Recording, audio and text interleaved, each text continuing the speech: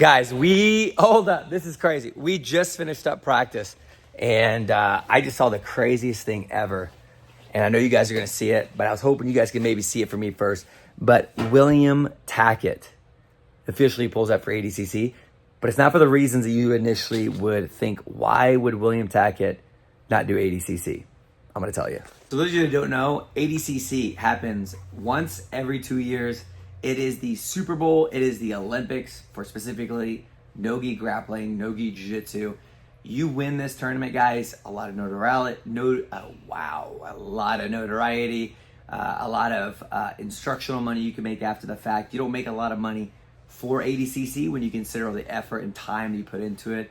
You're looking at like $10,000 to $40,000 when it comes to winning. But if you end up going, competing, you get hurt, you lose, whatever, you get nothing, right?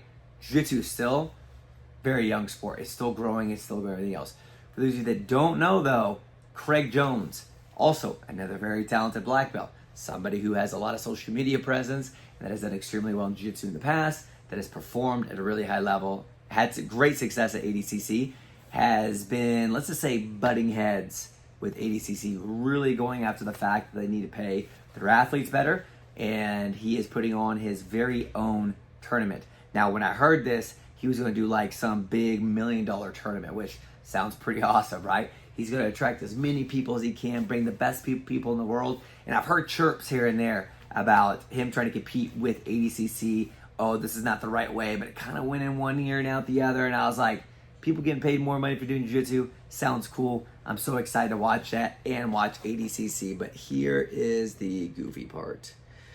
When I saw that William Tackett pulled out to compete in ADCC, he's actually pulling out to compete in a different event, and it's Craig Jones's tournament for $1 million. Now, the cool part is at Craig Jones's tournament, if you make weight, they pay you 10 grand right there. You end up winning the event, you get $1 million. That's the breakdown so far right now. But here's the kicker. It's the exact same weekend of ADCC.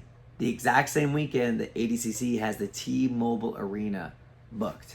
Now, on the outside looking at this, it sounds freaking awesome. Somebody's giving the bigger competition. They're going to be paying people a lot of great money.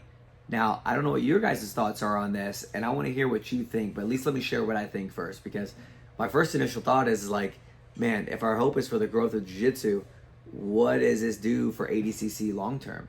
Does this really cut into anything of ADCC's pockets when it comes to them selling tickets, which I think they're already sold out, but what does that do to their viewership online? Like, what does this look like long term for ADCC if they're pulling athletes like William Tackett? In my opinion, he was like my favorite guy to win his weight class for the 88. I'm looking at his brother below there at 77. I'm thinking he's going to hopefully win it too. If his brother's leaving to not compete at ADCC for an opportunity to compete for $1 million, are we going to see Andrew Tackett also pull out? Are we going to see Diego Pato potentially pull out? Is one of the reasons why we haven't seen like Tynan Dalpra say he's going to be doing ADCC yet. Is it because maybe he'll do this tournament instead? Like, what does this do for jiu-jitsu long term when you look at the growth of the sport? I like the idea of people getting paid more, getting paid better. Is this the best way to do it though? I don't know. What I would say is it gets me thinking about small things like, what if you chose a different date and a different time? What if it was next year? In the gap that ADCC doesn't have anything, it's an opportunity to show, like, look how well this works. We paid our people more. This is our P&L for the event. This is doable. It's a great example. It's legitimate competition.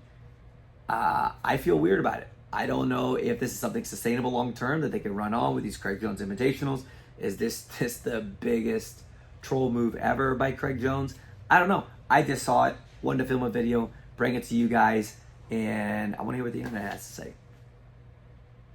Is this good for jiu-jitsu? Is this better for the athletes long term? And how does this actually truly end up flushing out? Let me know in the comments below, guys. I really want to hear your opinion.